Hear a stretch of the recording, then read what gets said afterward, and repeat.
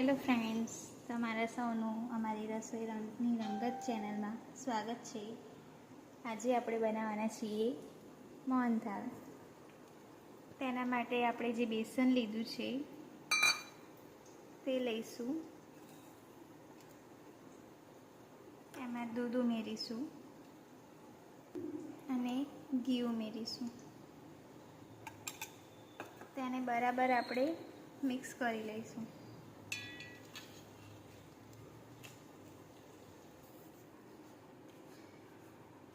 આ રીતે આપણે દૂધ ને ઘી જે નાખ્યું છે તેને આપણે મિક્સ કરીને પછી આપણે ચારણાની મદદથી આને ચારી લઈશું.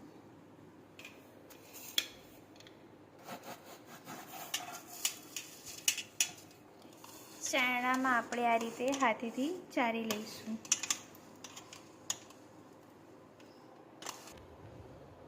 આપણું બેસનને ચારી લીધું છે. હવે એક કઢાઈમાં આપણે ઘી લઈશું, તેને ગરમ કરી લઈશું. ઘી ગરમ થઈ ગયું છે, તેમાં આપણે આ ચણાનો લોટ નાખી દઈશું. તેને બરાબર મિક્સ કરી આ રીતે આપણે ઘીમાં શેકાવા દઈશું.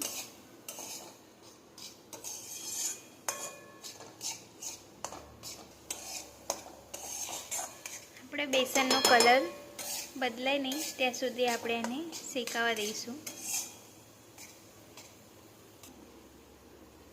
આમાં આપણે આ સ્ટેપ ઉપર આપણે સામાન્ય દૂધ રેડીશું.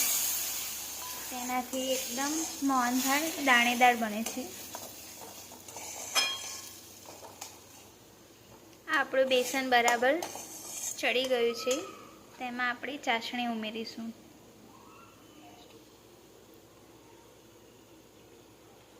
ચાસણી આપણી રેડી છે. એની રેસીપી તમારે જોવી હોય તો ગુલાબજાંબુના વિડીયોમાં આપણે બનાવેલી છે. આપણે જે ચાસણી વધી હતી તેનો આપણે આમાં ઉપયોગ કર્યો છે. જો તમારે પણ ચાસણી વધી હોય અને એમ થાય કે શું બનાવીએ તો તમે આ મોહનથાળનો ઓપ્શન લઈ શકો છો. આપણો મોહનથાળ રેડી છે, તેને આપણે હવે એક ડીશમાં કાઢી લઈશું.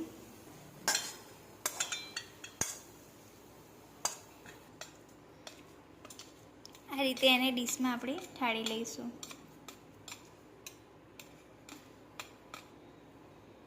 તેની ઉપર આપણે ગાર્નિશિંગ માટે ડ્રાયફ્રૂટ્સ લીધા છે.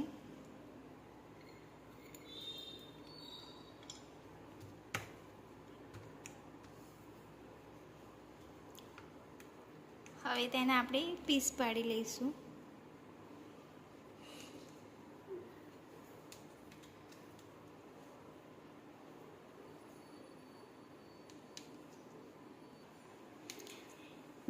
તો આ મોહનથાળ આપણું રેડી છે. કૃષ્ણ ભગવાનને પણ મોહનથાળ બહુ પ્રિય છે, તેથી તેમનું નામ મોહન પણ છે અને તેમને થાળમાં ધરાવવામાં આવે છે, તેથી આનું નામ પડ્યું છે મોહનથાળ. તો તમને અમારી રેસીપી ગમી હોય તો લાઈક, શેર અને સબસ્ક્રાઈબ કરવાનું ભૂલતા નહીં.